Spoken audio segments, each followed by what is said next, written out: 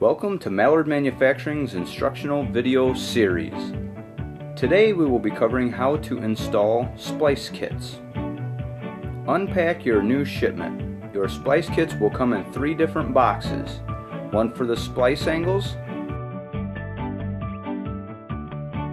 one for the splice plates, and one with the fasteners.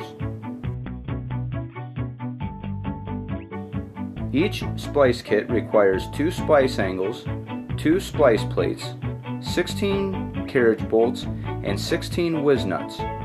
We use 5/16 inch fasteners for easier assembly. First, set your pallet flow rails, pull the 2 sections into place, align, plumb, and butt the frame ends. The splice angle has different leg lengths. The taller leg is the vertical leg.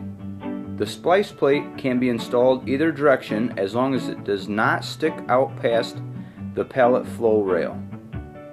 Position the splice angle so it will miss a beam if possible. You can slide the splice angle to accommodate this. It is okay to splice over a beam, but you may need to replace the carriage bolt with a Tek screw.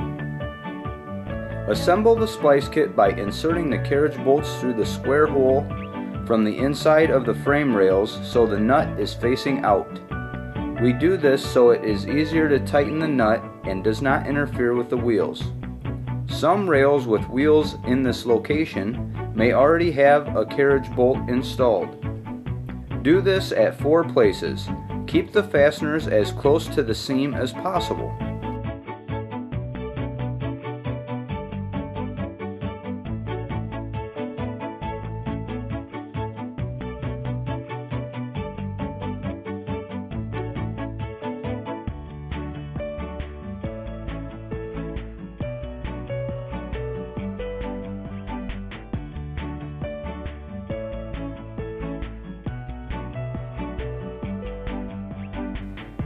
Install the splice plate with the carriage bolts facing down. Drop the bolt through the bottom leg of the splice angle, through the frame rail leg, and the splice plate. Do this in 4 places. Keep the fasteners as close to the seam as possible.